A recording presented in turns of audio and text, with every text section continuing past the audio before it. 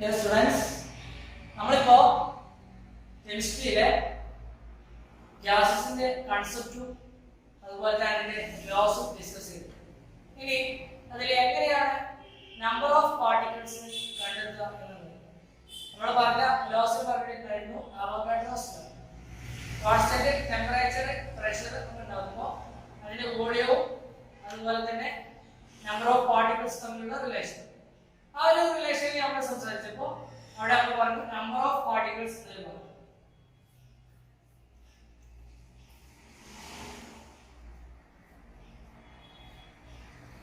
ഒരു particular amount സബ്സ്റ്റൻസിലൊക്കെ, atom ആവട്ടെ molecule ആവട്ടെ, അതിലൊക്കെ നമ്പർ ഓഫ് പാർട്ടിക്കിൾസ് ഈക്വൽ ആയിരിക്കും. അതിനെയാണ് നമ്മൾ അവോഗാഡ്രോസ് നമ്പർ എന്ന് പറയുന്നത്. അത് എത്രയാണ് നമ്മൾ പറഞ്ഞിട്ടുണ്ടായിരുന്നു? 6.022 × 10⁻23. ഇനി എങ്ങനെയാണ് ഗ്രാം ആറ്റോമിക് മാസ് എന്ന് കണ്ടെത്താൻ നോക്കാം. അപ്പോ ആറ്റത്തിന്റെ മാസ് നമ്മൾ എങ്ങനെ കണ്ടെത്താം എന്ന് നമ്മൾ നോക്കണം. നമ്മൾ പറഞ്ഞിട്ടുണ്ടായിരുന്നു കാർബൺ 14ന്റെ മാസിനോട് റിലേറ്റീവ് ചെയ്തിട്ടാണ് നമ്മൾ ആറ്റോമിക് മാസ് കണ്ടെത്തുന്നത്. അപ്പോ ഗ്രാം ആറ്റോമിക് മാസ് GAM എങ്ങനെയാണ് കണ്ടെത്തുക എന്ന് വെച്ചാൽ നമുക്ക് കിട്ടിയ ആറ്റോമിക് മാസിനെ ഗ്രാമിന്റെ ടേമിൽ പറഞ്ഞാൽ അതിനെ നമുക്ക് എന്താക്കാം?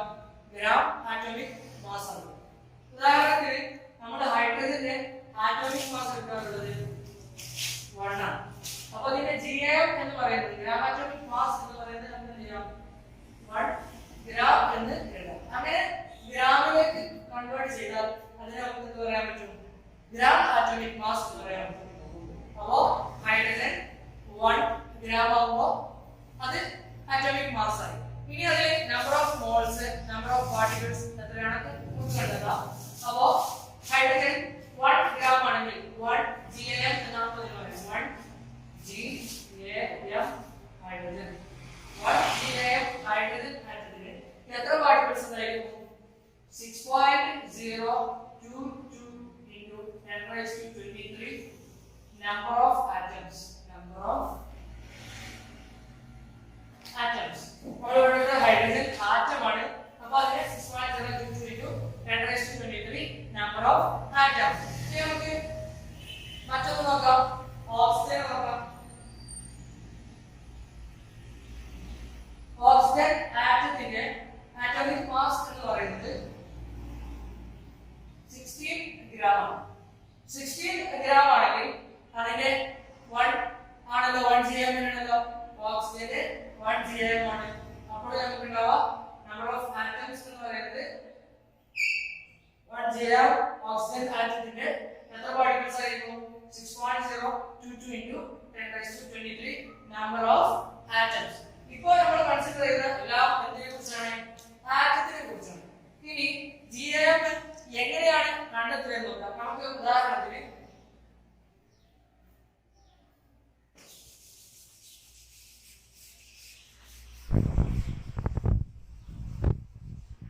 ഉദാഹരണത്തിന് ഈ ഓക്സിജൻ തന്നെ നമ്മൾ 160 ഗ്രാം ഓക്സിജൻ നമുക്ക് തന്നു. 160 ഗ്രാം ഓക്സിജൻ ആറ്റത്തെ നമുക്ക് തന്നിട്ടുണ്ട്. അപ്പോൾ ഈ ഓക്സിജനെ എത്ര GAM ആണ് എന്ന് കണ്ടെത്താം. വേണ്ടേ? നമുക്ക് GAM കണ്ടെത്താം. GAM ആകുമ്പോൾ നമുക്ക് നമ്പർ ഓഫ് പാർട്ടിക്കിൾസ് കണ്ടെത്താൻ പറ്റുള്ളൂ. അപ്പോൾ ഇത് എത്രയാണെന്ന് കണ്ടെത്താൻ എന്താ ചെയ്യാം? അതിന് ഇക്വേഷൻ ഉണ്ട്. Number of GAM is equal to given mass divided by atomic mass.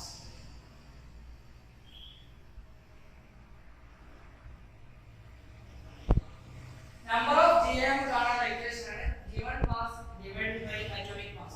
ഇപ്പോൾ ഓക്സിജന്റെ ആണെങ്കിലോ number of GAM of എത്രയാണെന്ന് പറയാം? 160 ഗ്രാം ഓക്സിജൻ ആറ്റം ആണെങ്കിൽ എത്രയായിരിക്കും? തന്നിട്ടുള്ളത് എത്രയാണ്?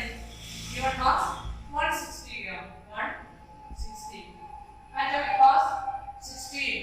അപ്പോൾ 160 divided by 16 is equal to 10 GAM. നമുക്ക് number of GAMs കിട്ടി 10 GAM.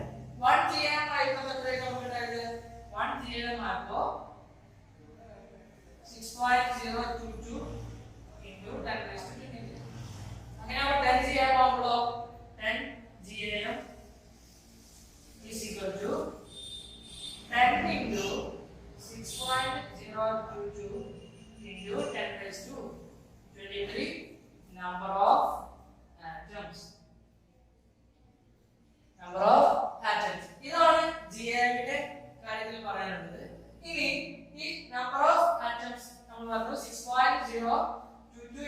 10⁻23 ആയിരിക്കും 1 gm എന്ന് പറഞ്ഞു.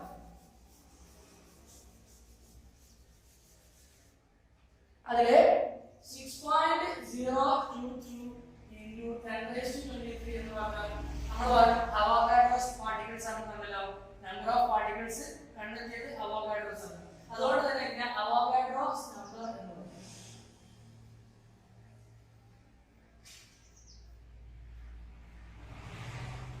അതിനെ ഡിനോട്ട് ചെയ്ത് n അവോഗാഡ്രോ നമ്പർ. അപ്പോ 6.022 into 10⁻23 എന്ന് പറഞ്ഞാൽ നമുക്ക് എങ്ങനെ എഴുതാം? n എന്ന് എഴുതാം. അപ്പോ 1 gm is equal to 1 n. 1 n. അപ്പോ 1 n എന്ന് പറഞ്ഞാൽ എത്രയാണ്? ഈ 1 gm 1 n എന്ന് പറഞ്ഞാൽ 1 മോൾ. 1 മോൾ. അപ്പോ 1 മോൾ ഒരു സാധനത്തിന്റെ നമ്പർ ഓഫ് പാർട്ടിക്കിൾസ് എന്ന് പറയുന്നത് 6.022 into 10⁻23 ആയിരിക്കും. അതിന്റെ ആയിരിക്കും അതിന്റെ gm.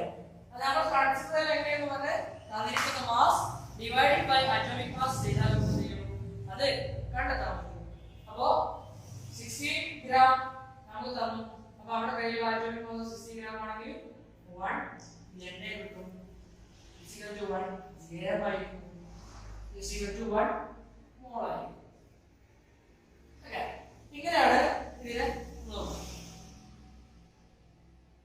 1 മോളിൽ എപ്പോഴും എത്ര ഉണ്ടാവുക? 1 n അല്ലെങ്കിൽ 6.022 into 10⁻23 ആറ്റംസ് ആണ് ഉണ്ടാവുക. ഇപ്പൊ ഈ പറഞ്ഞതൊക്കെ നമ്മൾ ഏതിനെ കുറിച്ചാണ്? ആറ്റത്തിനെ കുറിച്ചാണ് അല്ലേ? നമ്മള് ഓക്സിജൻ എടുത്തപ്പോൾ O മാത്രമാണ് എടുത്തത്, O2 എടുത്തോ? ഇല്ല. 2 ഓക്സിജൻ കുടിച്ചാൽ ഓക്സിജൻ മോളിക്യൂൾ ആയി. ഹൈഡ്രജൻ H മാത്രം എടുത്ത് 2 ഹൈഡ്രജൻ എടുത്തിട്ടില്ല. അപ്പൊ അങ്ങനെ എടുക്കുമ്പോൾ എന്താവുള്ളൂ? അത് മോളിക്യൂൾസ് ആണ്. ഒന്നിൽ കൂടുതൽ ആറ്റംസ് കമ്പൈൻ ചെയ്താൽ അത് നമ്മൾ മോളിക്യൂൾസ് എന്നാണ് പറയുക. അപ്പൊ ഇതേ സംഭവം നമ്മൾ എന്ത് ചെയ്യണം? മോളിക്യൂൾസിനെ കൺസിഡർ ചെയ്യുമ്പോൾ gm എന്നുള്ള നെയിം മാറും. എന്തായിരിക്കും ഉണ്ടാവുക? gmm ആയിരിക്കും ഉണ്ടാവുക. ഇപ്പോ ആറ്റത്തിനെ കൺസിഡർ ചെയ്യുമ്പോൾ ആറ്റം ആയപ്പോ gam ആണ് ഉണ്ടായിരുന്നത്. ഇനി നമ്മൾ പറയാൻ പോകുന്നത് മോളിക്യൂൾ. മോളിക്യൂൾ ആവുമ്പോൾ gmm ഗ്രാം മോളിക്യുലർ മാസ്.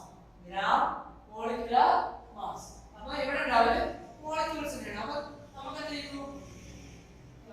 കുറച്ച് വെള്ളം തന്നു. ഒരു 180 ഗ്രാം എന്ത് തന്നു? വെള്ളം തന്നു. H2O. ഇനി മോളിക്യുലർ മാസ് നമുക്കറിയാലോ. ഹൈഡ്രജന്റെതും ഓക്സിജന്റെയും കൂടെ മോളിക്യുലർ മാസ് ആണ്. അപ്പൊ molecular mass of H2O is equal to hydrogen എത്ര? ഇങ്ങനെ 1 ആണ് അല്ലേ? ഹൈഡ്രജന്റെ മാസ് എന്ന് പറയുന്നത് 1 ആണ്. 2 ഹൈഡ്രജൻ ഉണ്ട്. അപ്പോൾ എത്ര? 1 into 2 plus ഓക്സിജന്റെ മാസ് എത്ര? 16. അപ്പോൾ 1 into 2 plus 16 is equal to 18. Okay, അപ്പോൾ നമുക്ക് 180 ഗ്രാം H2O തന്നിട്ടുണ്ടെങ്കിൽ നമ്മൾ അതിന്റെ gm എങ്ങനെ കണ്ടെത്തും? gm is equal to തന്നിരിക്കുന്ന മാസ് 180 divided by ഇവിടെ നമ്മൾ ആറ്റോമിക് മാസ് ആണ് എടുക്കുക അല്ല ഏതെടുക്കുക? മോളിക്യൂൾ ആവുമ്പോൾ മോളിക്യുലർ മാസ് ഉണ്ട്. അപ്പോൾ മോളിക്യുലർ മാസ് 80 എടുത്തപ്പോൾ നമുക്ക് 10 gm അഥവാ 10 na of molecules. Number of atoms are number of molecules ആയിരിക്കും ഉണ്ടായിരിക്കും. അപ്പോൾ നമ്മൾ ഒരു വലിയ എണ്ണ എന്ന് പറഞ്ഞാൽ 1 മോളാർ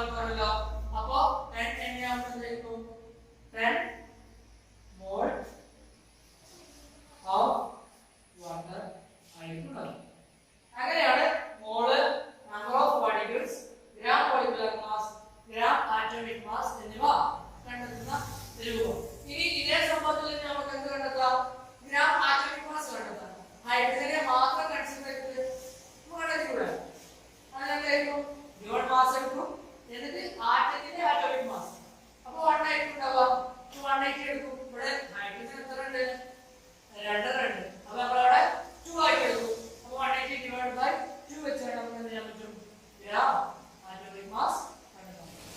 Okay, നമുക്ക് എക്സാമ്പിൾ ചെയ്യുന്നു. Molecular mass of nitrogen. നമുക്കറിയാം nitrogen എന്ന് പറഞ്ഞാൽ N2. അല്ലേ? N2 ഡയറക്റ്റ് മോളിക്യൂൾ ആണ്. ഈ molecular mass എന്ന് പറയുന്നത് 28 gram. ഇതിന്റെ എല്ലാം നമുക്ക് കണ്ടെത്തണം. gram atomic mass കണ്ടെത്തണം, number of molecules കണ്ടെത്തണം, എത്ര മോൾ ഉണ്ട് എന്ന് കണ്ടെത്തണം. ആറ്റത്തിന്റെയും മോളിക്യൂളിന്റെയും. ഇപ്പോ നൈട്രജൻ N2 എന്ന് പറയുമ്പോൾ അവിടെ എത്ര ആറ്റംസ് ഉണ്ട്? 2 ആറ്റംസ്. അപ്പോൾ ആറ്റോമിക് മാസ് എന്ന് പറയുന്നത് ഇപ്പോൾ ഇതിന്റെ GAM കണ്ടെത്തണമെങ്കിൽ GAM മാസ് എത്രയാ? 28 gram അല്ലേ? 28 gram. നൈട്രജൻ ഇത് N2 ആണ്. നൈട്രജന്റെ ആറ്റോമിക് മാസ് എന്ന് പറയുന്നത് 14. അങ്ങനെ ആൻസർ എത്ര? 2 GAM. 2 GAM. 2 GAM ആണ് അല്ലേ? അപ്പോൾ അതിന്റെ നമ്പർ ഓഫ് ആറ്റംസ് എന്ന് പറയുന്നത് 2 into 6.022 into 10⁻23 number of atoms. Okay. അപ്പോൾ number of atoms എത്രയാണ്? 2 into 6.022 into 10⁻23 atoms ആണ്. അതുപോലെ തന്നെ അതിൽ വരുന്നത് number of moles. അപ്പോൾ എത്രയാണ്? 6.022 into 10⁻23 atoms ഉണ്ടെങ്കിൽ അതൊരു മോൾ ആണ്. ഇവിടെ 2 into 6.022 എത്ര മോൾ ആയിരിക്കും? 2 mole of nitrogen. ഇതാണ് നമ്മൾ ആറ്റത്തിനെ കൺസിഡർ ചെയ്യുമ്പോൾ നമുക്ക് കിട്ടിയത്. ഇനി ഇത് മോളിക്യൂളിലേക്ക് പോകാം. മോളിക്യൂളിലേക്ക് പോകുമ്പോൾ എന്താണ്? GM. അതിലേക്കുള്ള മാസ് എത്രയാണ്? 28 gram. ഇതിന്റെ മോളിക്യൂളർ മാസ് എന്ന് പറയുന്നത് നൈട്രജൻ 2 ഉണ്ട്. 2 into 14 is equal to എത്രയാണ്? 28. അപ്പോൾ 28 തന്നെയാണ് മോളിക്യൂളർ മാസ്. അപ്പോൾ 1 GM. മോളിക്യൂൾ ആയപ്പോൾ GM, ആറ്റം ആയപ്പോൾ GAM. അപ്പോൾ 1 GM എന്ന് പറയുമ്പോൾ എത്ര മോളിക്യൂൾ ഉണ്ടാവും? 6.022 into 10⁻23 atoms ആണ് ഉണ്ടാവും. അല്ല എന്തായിരിക്കും? മോളിക്യൂൾസ്. ഇവിടെ ഒരു 6.022 into 10⁻23 മോളിക്യൂൾസ് ആണുള്ളത്. അപ്പോൾ എത്ര മോൾ ആയിരിക്കും? 1 മോൾ. ഇതാണ് പേജ് നമ്പർ 43 ലെ 28 gram of nitrogen എന്ന് പറഞ്ഞിട്ടുള്ള ആ ചാപ്റ്റർ കാണിക്കുന്നത്. ഓക്കേ, ഇനി നമുക്ക് അടുത്ത ഭാഗത്തേക്ക് പോവാം. Molar volume.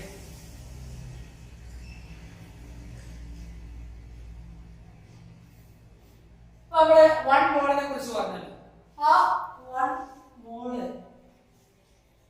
പാർട്ടിക്കിൾ ഉണ്ട് എങ്കിൽ അതൊരു കോൺസ്റ്റന്റ് ടെമ്പറേച്ചർ പ്രഷർ എന്നൊരു സമയത്താണെങ്കിൽ അതിന്റെ പ്രഷറും ടെമ്പറേച്ചറും കോൺസ്റ്റന്റ് ആണ്. പരമാവധി അത് 1 മോള് പാർട്ടിക്കിൾസ് ആണ് എങ്കിൽ അതിന്റെ വോളിയം എന്തായിരിക്കും? സെയിം ആയിരിക്കും. ഇപ്പോ 1 മോളുള്ള പാർട്ടിക്കിൾ അതിപ്പോ ഹൈഡ്രജൻ ആറ്റം ആവട്ടെ, അതിന് ഒരു കോൺസ്റ്റന്റ്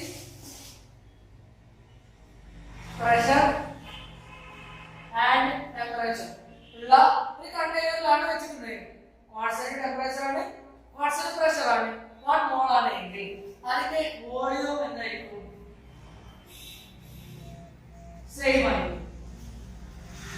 അതിനെ വിളിക്കുന്ന പേരാണ് മോളാർ വോളിയം എന്ന് പറയുന്നത്. 1 mole of any gas under the same condition of temperature and pressure will contain the same number of molecules and hence their volume will also be the same. ഒരു മോൾ particle ആയിട്ടുള്ള ഏതെങ്കിലും ഒരു gas അതിന്റെ ടെമ്പറേച്ചറും അതുപോലെ തന്നെ പ്രഷറും എന്തെയ്തിട്ടുണ്ട്? സെയിം കണ്ടീഷൻ ആണ്. അങ്ങനെയാണെങ്കിൽ അതിന്റെ നമ്പർ ഓഫ് മോളിക്യൂൾസും സെയിം ആയിരിക്കുമല്ലോ. 1 മോൾ എന്ന് പറഞ്ഞാൽ നമ്മൾ പറഞ്ഞു 6.022 into 10⁻23 ആണ് പറഞ്ഞത്. അപ്പോൾ അത്രയും പാർട്ടിക്കിൾസ് സെയിം ആയിരിക്കും. അങ്ങനെയാണെന്നുണ്ടെങ്കിൽ അത്രയും പാർട്ടിക്കിൾസ് അതിലുള്ളതെങ്കിൽ അതിന്റെ വോളിയം സെയിം ആയില്ലേ? അങ്ങനെ ആ സെയിം വോളിയം ആണ് എന്ന് പറയുന്നതാണ് മോളാർ വോളിയം എന്ന് പറയുന്നത്. ഇനി പറയുന്നത് 273 Kelvin. 273 Kelvin at 1 atm pressure.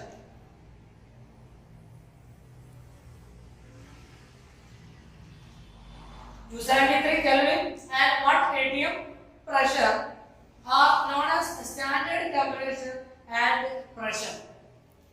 ഇതാണ് 273 Kelvin temperature and 1 atm pressure. ഇതാണ് നമ്മൾ എന്തെന്ന് പറയുന്നത് സ്റ്റാൻഡേർഡ് ടെമ്പറേച്ചർ ആൻഡ് പ്രഷർ അഥവാ STP എന്ന് പറയുന്നത്. അപ്പോൾ STP യിലുള്ള ടെമ്പറേച്ചർ എന്ന് പറയുന്നത് 273 ആണ്. അതുപോലെ തന്നെ അതിന്റെ പ്രഷർ എന്ന് പറയുന്നത് 1 atm ആയിരിക്കും. അപ്പോൾ ഇതിന്റെ വോളിയം സെയിം ആയിരിക്കണ്ടേ? ആ വോളിയം എന്ന് പറയുന്നത് എത്രയാണ്? 22.4 ആയിരിക്കും. 22.4 ലിറ്റർ ആയിരിക്കും. അപ്പോ STP യിലുള്ള 1 മോൾ ഗ്യാസിന്റെ വോളിയം എന്ന് പറയുന്നത് 22.4 ലിറ്റർ ആണ്. അത് പ്രൂവ് ചെയ്തു വെച്ചതാണ്. അപ്പോൾ നമുക്ക് 22.4 ലിറ്റർ എന്താണെന്ന് മനസ്സിലായി. അത് 1 മോൾ ഗ്യാസ് ആണെന്ന് മനസ്സിലായി. അപ്പോൾ 1 മോൾ ഗ്യാസിന്റെ വോളിയം എന്ന് പറയുന്നത് എപ്പോഴും എത്രയായിരിക്കും? 22.4 ലിറ്റർ ആയിരിക്കും. At standard temperature and pressure. And STP, 1 mole of gas is equal to 22.4 liter of volume. About 1 mole of hydrogen at STP എത്രയായിരിക്കും? 22.4 liter. 1 mole of oxygen at STP എത്രയായിരിക്കും? അതും 22.4 ലിറ്റർ ആയിരിക്കും. ഇനി നമുക്ക് ഇതുപോലെ വോളിയം തന്നിട്ട് നമ്മൾ മോൾ കണ്ടെത്തണ്ടേ? അപ്പോൾ നമ്പർ ഓഫ് മോൾസ് കാണാൻ ഇക്വേഷൻ എങ്ങനെയായിരിക്കും നോക്കാം. നമുക്കിപ്പോ 44.8 ലിറ്റർ ഓക്സിജൻ തന്നിട്ടുണ്ട്. അതിന്റെ നമ്പർ ഓഫ് മോൾസ് കണ്ടെത്താൻ പറഞ്ഞു. അപ്പോൾ നമ്മൾ നേരത്തെ ചെയ്ത അതേ ഇക്വേഷൻസ് ആണ്. എങ്ങനെയായിരിക്കും? Number of moles is equal to given volume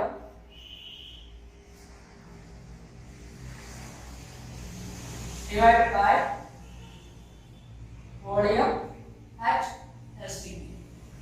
തന്നിരിക്കുന്ന വോളിയം ഡിവൈഡഡ് ബൈ STP യിലുള്ള വോളിയം ചെയ്താൽ കിട്ടും. അപ്പോൾ ഇവിടെ ചെയ്യുമ്പോൾ നമുക്ക് എത്രയായിരിക്കും? തന്നിരിക്കുന്ന വോളിയം 44.8. STP യിലുള്ള വോളിയം എത്രയാ? 22.4. അപ്പോൾ എത്രയായിരിക്കും ആൻസർ? 2 മോൾ ആണെന്നുണ്ടെങ്കിൽ നമുക്കറിയാം. അപ്പോൾ അതിന്റെ നമ്പർ ഓഫ് പാർട്ടിക്കിൾസ് എത്രയായിരിക്കും? 1 മോൾ ആണെന്നുണ്ടെങ്കിൽ 6.022 into 10⁻23. ഇത് മോളിക്യൂൾ ആണ്, ഓക്സിജൻ മോളിക്യൂൾ ആണ്. അപ്പോൾ നമ്പർ ഓഫ് മോളിക്യൂൾസ് അടുത്തത് 2 മോൾ ആവുമ്പോൾ 2 into 6.022 into 10⁻23 molecules.